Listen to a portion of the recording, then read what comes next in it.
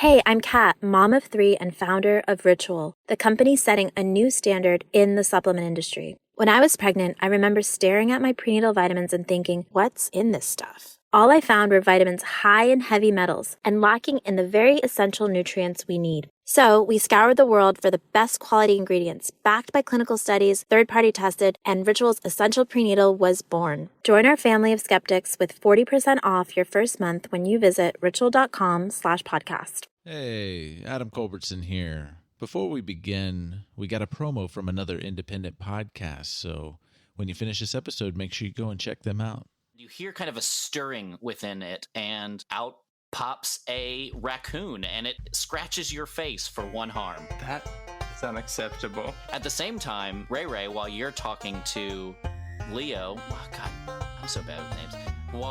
If only I had a list of them right in front of me. While you're talking to Leo, you notice out of the corner of your eye something moving, and there is actually a bear approaching the two of you. He doesn't see it yet. Dang! Leo, come, get back. Ray, I think this is yours. What you just heard is a clip from Shrimp and Crits, our actual play podcast where we play Monster of the Week for your tiny little ear holes. New episodes are available to download every other week on Mondays on Spotify and Apple Podcasts or wherever you get your favorite podcasts. And if you can, please rate us, subscribe to us so you can get notifications when new episodes release, and leave a review. The things you've said so far have been incredible. Find us online on Instagram and Twitter at Shrimp and Crits, and you can also go to our website, shrimpandcrits.com. Thank you for listening, and welcome to Sunny Gullah Kochika. Steel your mind for eldritch horrors of the universe unknown. For what is to follow is a tale of intrigue, mystery, and madness. You're listening to Microphones and Monsters.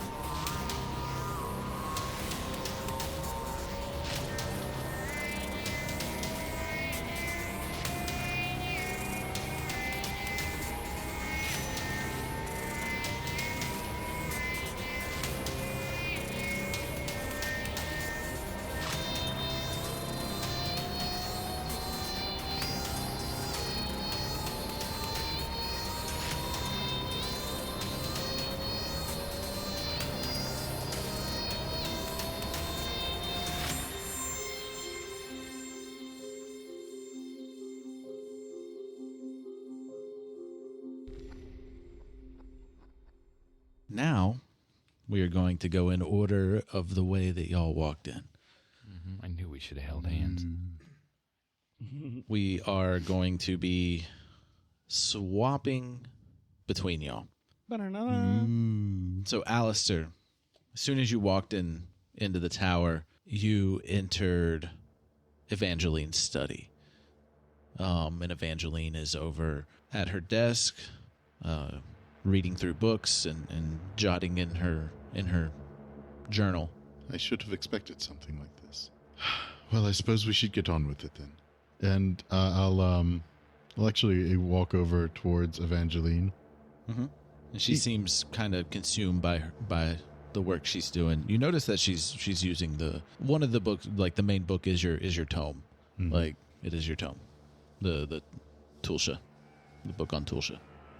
So, Evangeline, or perhaps, I don't know, are you maybe like a figment of my own self, or I'm not really sure. Could you maybe explain? Oh, Aleister, I was looking for you earlier. Are you hungry? Well, yes, and I would definitely love one of your meals, even if it is, perhaps not real. It would actually be quite nice. Oh, you're very talkative today. Yeah, I don't know where you go to. You just disappear, and I can't find you all the time. Yeah, I need a break from work anyways, so let's go get you something to eat, and I'll get you some milk. And she walks into the kitchen and gets you some. She cuts up some fresh fish and puts down the fresh fish in a bowl of milk for you. Ah, yes, this is very nice. Brings back very pleasant memories. Well, I have to finish my work now, Aleister. And she goes back into the study. I'll take my time finishing the food, just kind of savoring it while I can. Mm-hmm. And then afterwards, I want to try and like maybe peek over her shoulder to see what it is exactly she's working on. All right. So yeah, I guess you get on the back of the chair. Mm-hmm. Okay. So yeah, you jump on the back of the chair. She reaches back and pets you while you're looking, and you notice that she is trying to figure out the locations of the body parts of Tulsha. But you can't seem to make any sense of what she's writing. But that's all you can really make sense of. Am I able to recognize the parts that I'd obtained? Like yes. In there? Yeah.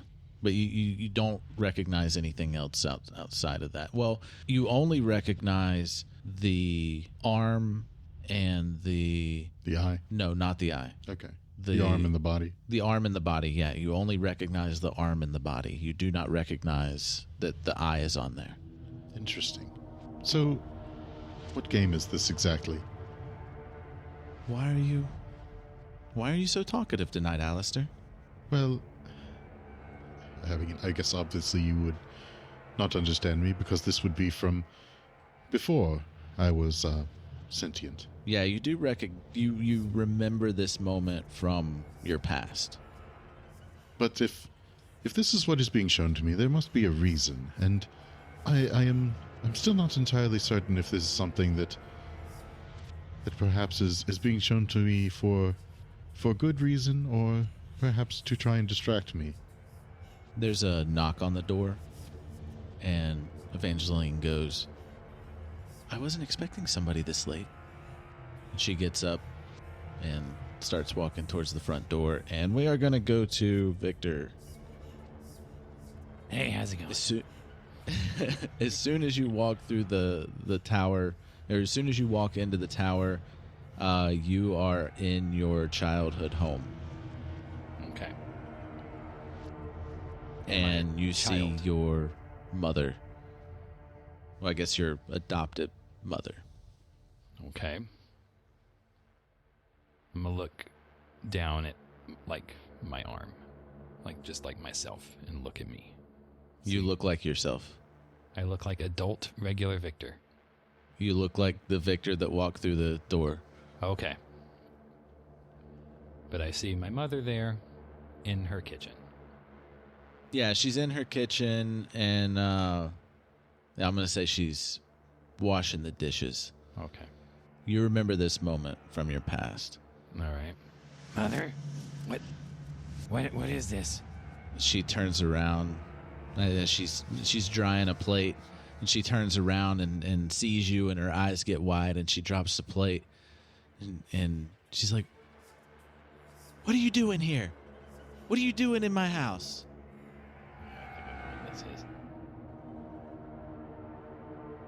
Mother, it's me, it's Victor.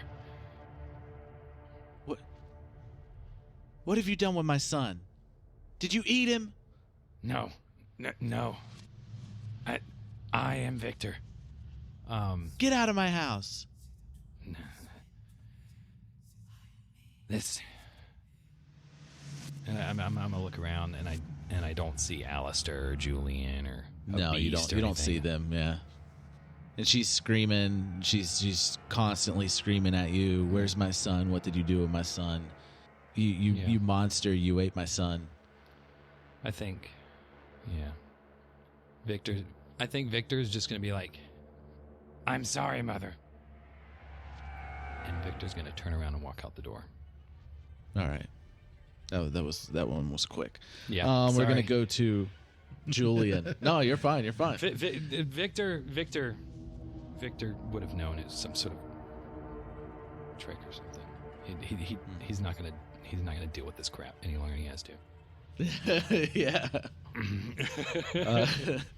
Julian, Sorry. as soon as you walk through the tower door, you're standing on a dirt path looking at your childhood home, and your mother is sitting on the front porch rocking in a rocking chair.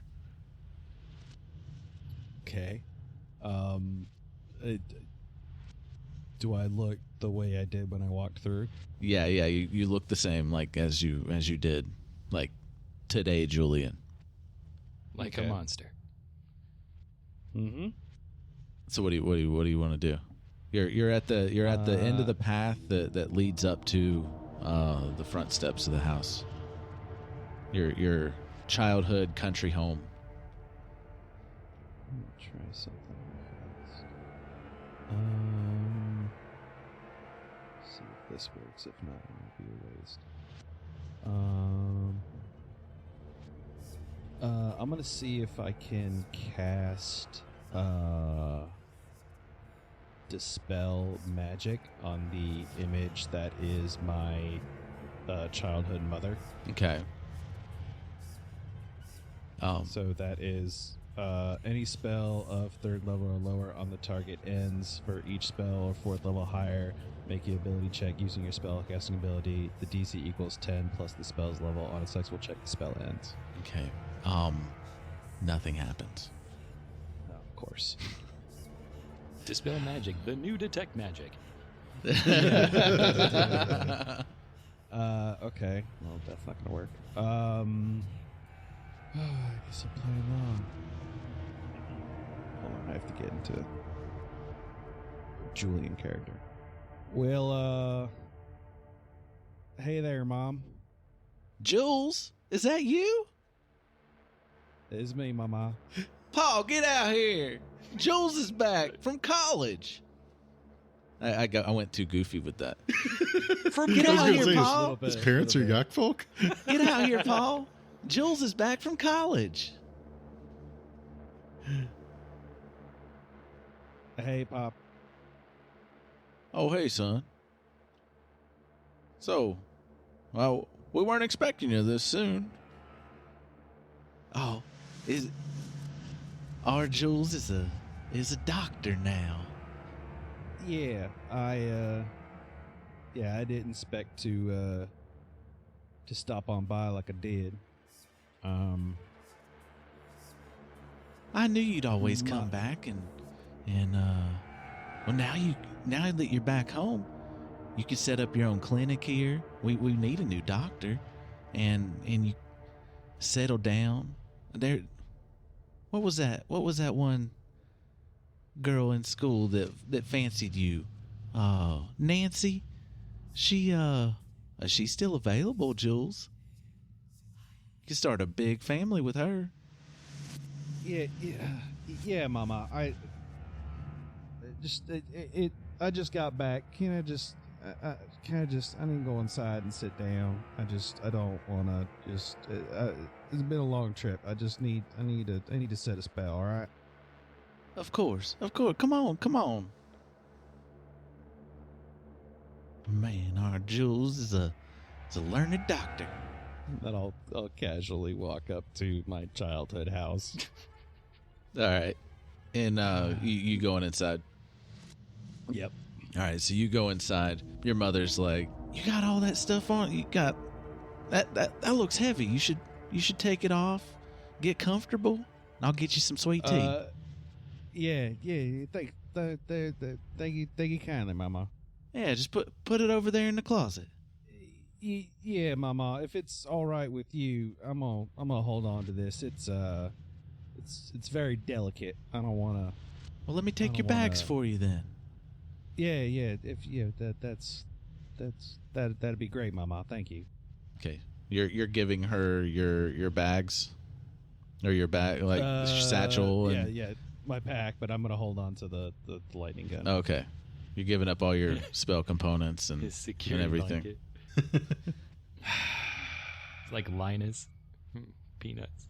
All right, so she takes your satchel, yeah, and puts it in the closet. closes the door. And we're going to go back to Aleister. So I'll go over to kind of be nearby, try and see like what's going on at the door. Okay. There's a man at the door that you recognize. You remember him as a cultist. Like one of the ones from the ritual? Yes. The one that you were tailing. Evangeline, step away from him. I don't know what's gotten into him tonight. But what can I do for you? No, and you hear them whisper, like you hear them just talking, but you can't make out like what they're saying. Evangeline, no, he's no good. He's going to be trouble. And I'll step in between them and start kind of growling. Mm-hmm. Fire. And they're just talking. And like Evangeline leans down and picks you up, and she's like, "Calm down, Aleister. Calm down. It's okay." And like, are they still like talking? Yeah, they're still talking, but you can't make out what they're saying. Even with like her picking me up, like yeah. I still can't make it out. Yeah, you can't make it out. Okay, well, Tail is all the hell boofed out. Enough of this. Like, I'm just going to try to fire an Eldritch Blast at the guy. All right. All right, here we go. I tried, okay? The Eldritch Blast just like cuts through the guy, and he just like deteriorates into the floor. And you fall to the ground, and everything like deteriorates around you. And you're inside of a brick room with a stone floor, and there's a single door in the room. Well, that was a bit of a change. And we'll go back to... Well, are you going to say anything else? No, that's good. Well, are you going to go to the door? Well, yeah, I probably would try to go to the door, at least try and see, like, if I can open it, whatnot. But if we need to move on, we can move on to the next. No, you can go to the door. Okay, well, I'll go over to the door and try and see if it will open with Mage Hand. Yep, the latch turns, and the door slowly, creakily swings open. All right, well, I will try to, like, at least, like, maybe peek my head outside the door, try and see what's around. Okay. You peek your head out, and you just see a hallway, and there's stairs to the right. There's like the circular stairs to the right. So, like, I could go either up or down them? Yes. Well, I suppose nowhere to go but up. So you walk through the door. Yeah, I'll go to walk through the door. All right, you walk through the door, and we'll go back to Victor. Okay. Victor, when you walk through the door, you're in a crypt. You are in a crypt folk crypt. Okay. And you're working, and there's other crypt folk around, and yeah, I'll let you go ahead and take over. Okay. Like the screaming fades away behind you. Yeah. It's sort of like transitions, like almost like a movie, like walking from one room to another, a scene change. Star wipe. Yeah. Okay, I see what's going on here, and I'll walk in the room. What's going on? Anyone talking to me? Anyone expecting anything of me? Yeah, it's back whenever you were working in the crypts, trying to do your job. What would your job have been like while you were working with crypt folk before? It would have been real basic. Someone you wouldn't pay much attention to, like a janitor almost. Okay. So maybe I'm holding a broom. And I clean the crypt. All right. I imagine it's nice. It's a nice clean crypt. Okay, so like you're the janitor in the crypt. Yeah. Tight. It's a tiny crypt. All right. So like I imagine I walk through the door and then I'm just holding a broom, wearing a janitor outfit, or at least I guess I look the same, but you look the same, but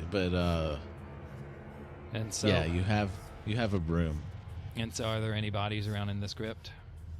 Yeah, there's a bunch of different types of humanoid bodies inside of this room, and I mean they're labeled for different for different groups to feast on their memories. Best Buy. Yeah. All right. And you said I pretty much know exactly where and when I am. So I'm going to walk over to the body that I know that's there. This body in particular, you remember taking this body before. Yeah. Okay. So Victor's he's gonna see the body, and he knows it's happening, and he's like, I see what's going on here. Like he's talking like out, like at the room. Yeah. You know. He's like, okay. It's like, you want me to do it all again? Is that it? You want me to try to change it when I know that it can't be changed? Well,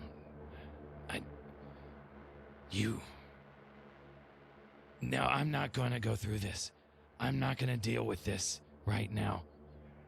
I've already spent the last few days in a living nightmare. I'm not going to let you make me relive one that I already have. And then Victor's going to walk back out of this room. Okay. Yeah. I'm going to say, as you're walking away after yelling. No, you make up your own mind. Okay. So as you yell that and you're walking away, you see everything deteriorating around you, and like everything that's like up, all shifts down into it all like deteriorates and like melts. It's like it's melting into the floor kind of deal. Mm-hmm. And you're inside of a stone brick room, stone floor, and there's a single door in the room. And then Victor's going to stop and realize this isn't somewhere he's been before. and just be like, that's what I thought. Victor's going to walk over to the door and try to open it because there's nothing else to do. Okay. You open it. It opens. Awesome. You walking through it? Yeah, of course I am.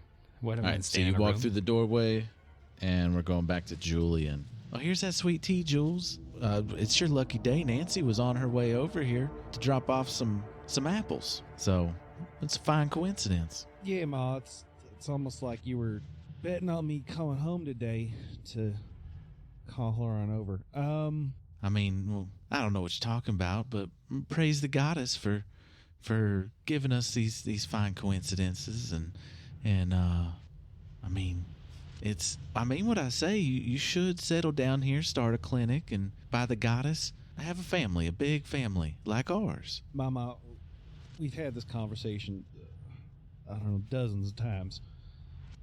The reason I went off to college was I wanted to get away from all of this. I wanted to make it out on my own somewhere else. I mean, I know what you mean, and you do well by me, but I can't stay. You're just gonna have to accept that.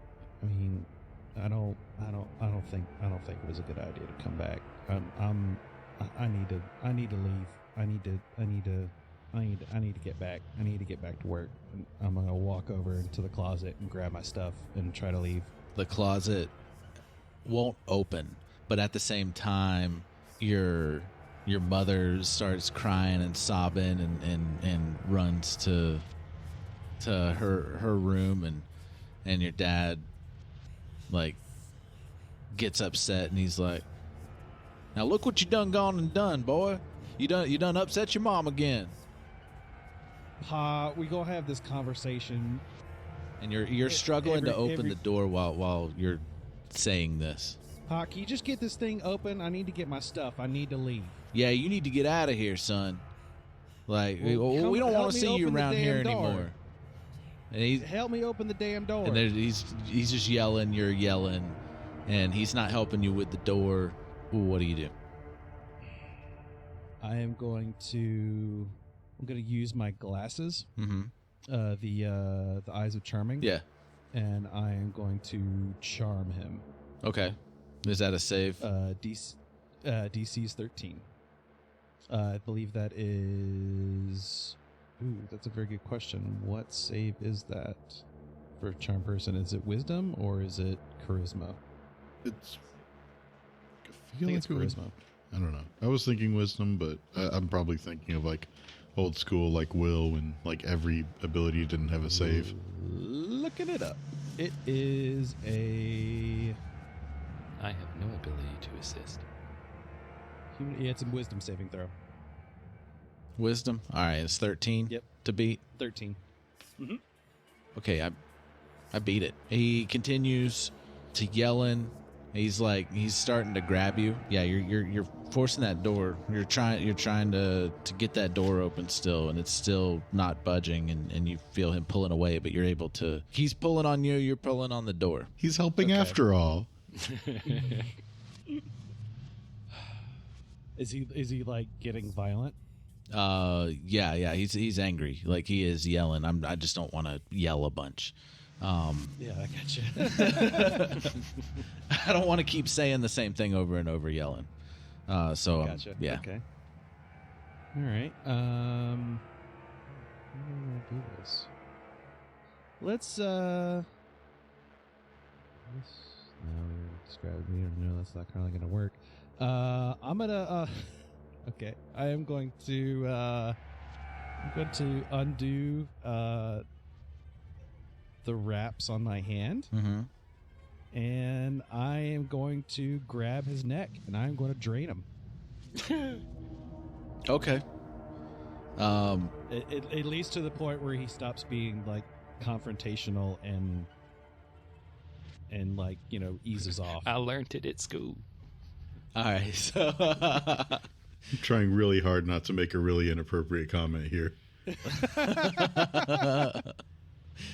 So you latch onto his neck and you start to try to draw blood from him, but you feel in your hand his like body starts to disintegrate and like melt into the floor, and everything around you is starting to melt in the floor, and the door is still there, though it's starting to deteriorate, but it's not fully deteriorated yet. Like you have time to react. Okay. Can I grab my, like, so the door is deteriorating. Do I like see like the bag there? Or is the bag just gone?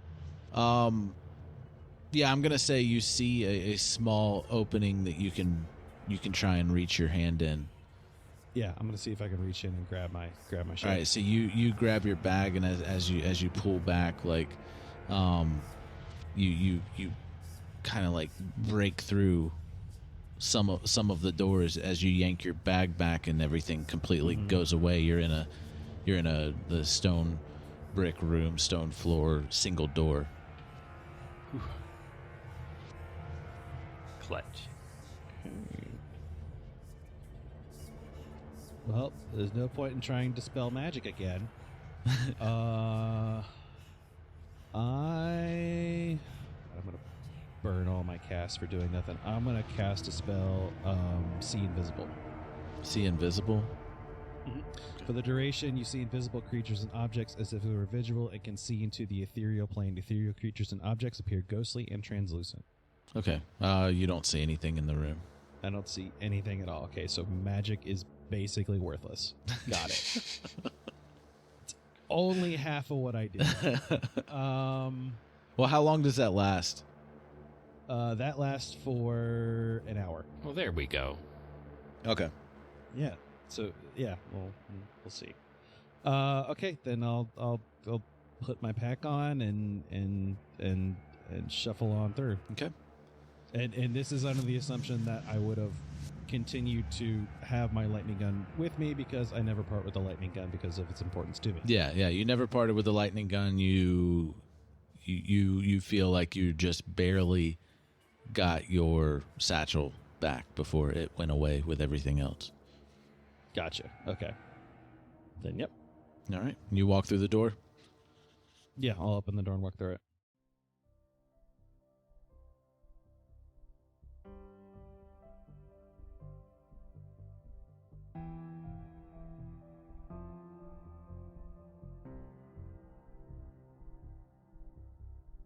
so glad to finally get away from my parents.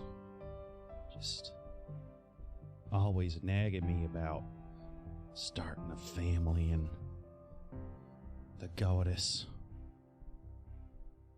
Finally got to university. Could finally start studying, make a name for myself. Professor went over a peculiar topic: cellular regeneration from dead cells.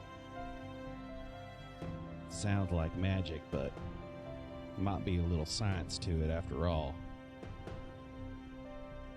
Going over the notes here, he's missing something. Keeps using dead tissue. Essence is gone already. If he was smart about it. If he was smart about it. Interesting. If I perform the experiments like this, we could achieve great things. But the repercussions... well, in a perfect world, men like me wouldn't exist. Well, this is not a perfect world. But with this, just maybe, yeah. Thank you all for listening. Please check us out at microphonesandmonsters.com. Follow us on Twitter at mikesandmonsters. Please visit us on our Patreon for ad-free listening, as well as bonus content and other goodies. As always, all music is written and produced by Marco Mazzei at Fallen Highway Studios. Thank you for listening, and tune in next time.